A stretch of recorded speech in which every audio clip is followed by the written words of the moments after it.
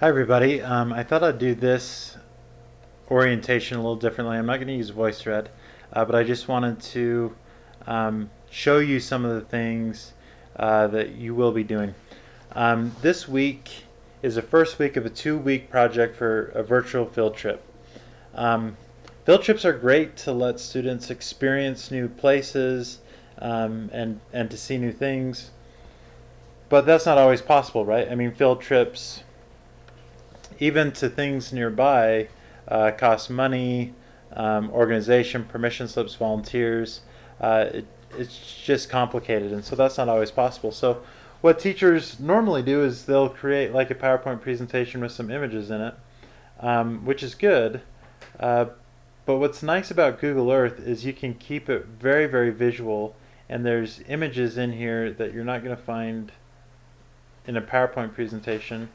Um, and when you're teaching young students, just like you'd use math manipulatives to teach young students abstract concepts, Google Earth can do the same thing. It can be very helpful with younger students. So what I would like you to do for this week is you're going to do the planning of it. So for instance, I created one here. I used to teach about Greco-Roman history, and so I created one for the battles of the Persian Wars. And so you'll see that I have location or event. So here is my location, the Battle of Marathon. I describe what I'm going to have them do. Each activity has to include a piece of media that you found elsewhere. So like a video that you found on YouTube or an image that you found on Google Images. And you'll actually include that in a place marker that you'll create, and I'll show you what those look like. And then it has to use what's called layers to kind of help uh, or have the students use a layer in an activity, and they'll have to use one tool. So this is where you'll put that in there. And again, I'm looking for some detail, specific questions that you'd ask, specifically what the students are doing, so that I can really get a vision of how you'd use it. So let me just show you Google Earth a little bit. Most of you have already used Google Earth, and if you haven't, we've created tutorials to show you how to do that. This is kind of the fly to, where you type it in and go there, or you can manipulate it and just kind of find where you want to go, zoom in and out this way. The other thing that's good to know is that there's my places and temporary places. Temporary places, it can be easily lost if you have things in temporary places. So you want to put everything you want to keep in my places. These are layers. So a lot of times we'll talk about layers. I just want to go over some of the layers that I would recommend you just have on all the time while you're kind of exploring. So let me go through these one by one. If you notice, I'm just clicking the plus arrow so that I can see things underneath it. So one thing that you're going to want to have on is the photos, so Panoramio and 360-degree cities. Click on 3D buildings.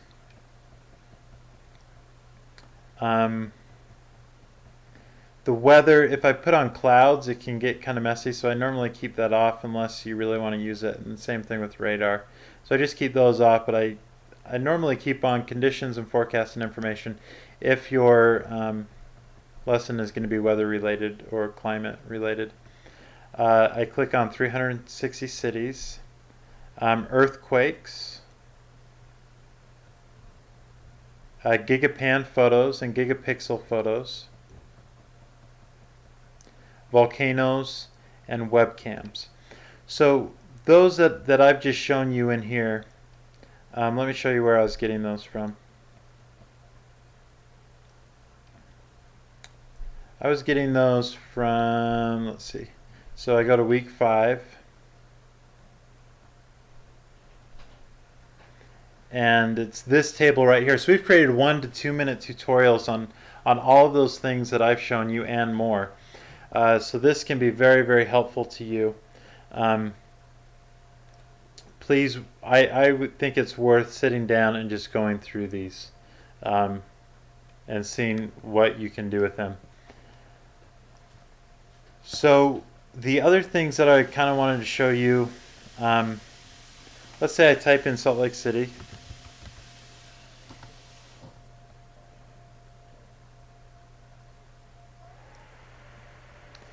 So notice that I zoom in here. Let's say this is a place that I would like to go to. I zoom in here and I start seeing things popping up. Well, that's these layers over here. So for instance, if I see this 360 city, if I click on that, it'll zoom me right in.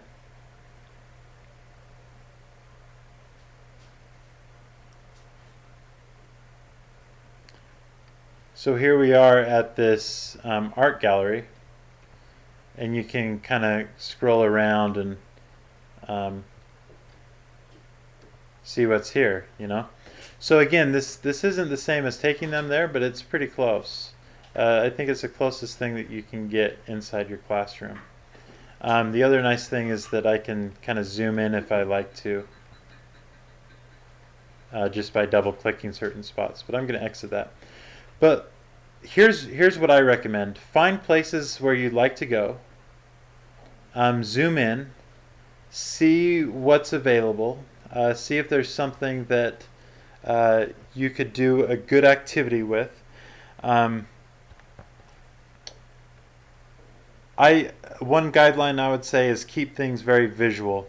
So I've had students that have created tours where they just said, well, go here and read this article that they found, or read this Wikipedia article. Well, that's really not the best thing to do with Google Earth. So my guideline to you is keep it very visual, keep your activities visual, because these are kids and that's really what you're using it for, is to show them the world, right?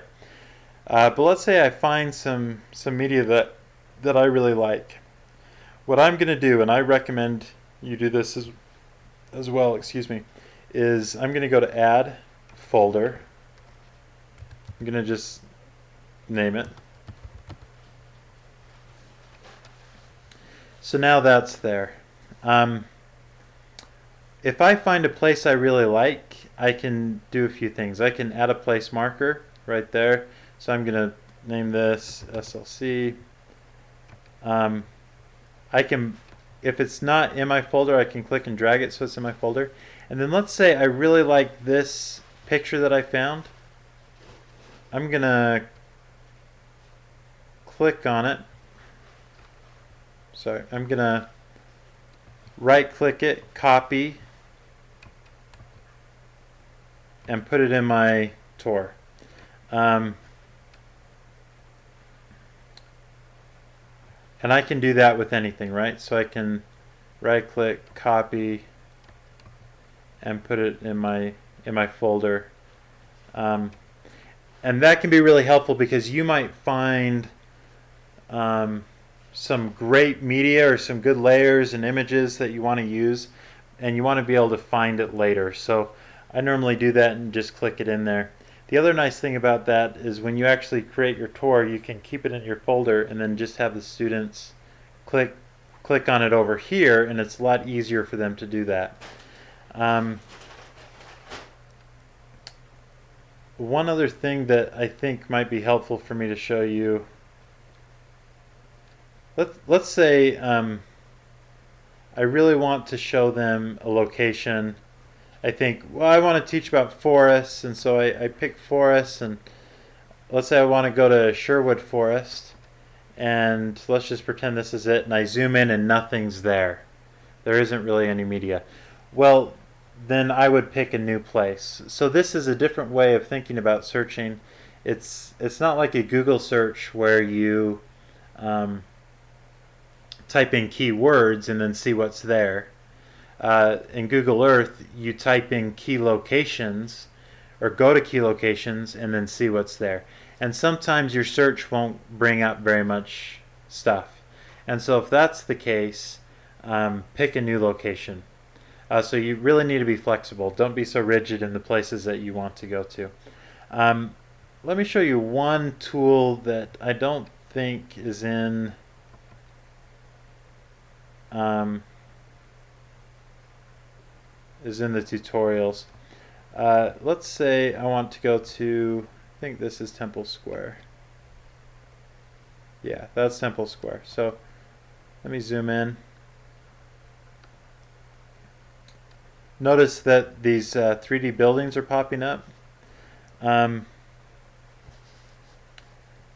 I can actually go back in time a little bit. For this, I'm going to click off the 3D buildings. And so we kind of see the construction going on here. We see the reflection pool there. Watch what happens. If I hit this button over here, I can actually go back to different times. So this is 2006. So here we see that the construction is no longer happening right here. I can even go back further and I can see, oh wait, there used to be a road here. And I can kind of zoom in and look at those as well. So that's kind of a cool thing. I've seen people use this on rivers, so they actually can go back 70 years and then they look at the river and see how it's changed its path, which can be really interesting. Or if you find a place that's had a dam built recently, and then you can kind of see what it looked like before the reservoir. All those things are good, and then to get out of this I just exit that way.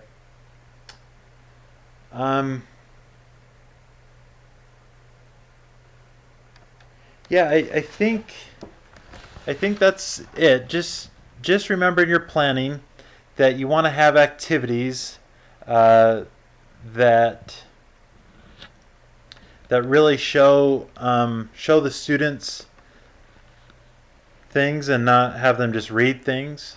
And each place mark, each location that you go to, so you're going to have to find 3 locations that you want to show your students. Each location you're going to have to find some outside media, like an image on Google Images or a video that you like to show them. And so when you create your tour, let me show you an example. So here is one that I made for my students. So let's go over to the Battle of Salamis. So for instance, when they click that, they go right over there. And then here's a video that I put in so that they can watch the video straight from Google Earth. And it talks about triremes, these boats. So, and then I've written out kind of a little information and then their task, what I want them to do. This particular one, I've created an image overlay, which is this right here. So I actually put that right in there so they could see the battle and what it looked like. If you want to know how to do an image overlay, there's a tutorial showing you how to do that. But make it engaging for your students, make it interesting for your students, and that's really what is powerful about Google Earth. So I think that's it. Just know that this week I'll be looking at the table that you create and making sure that you have everything there. I will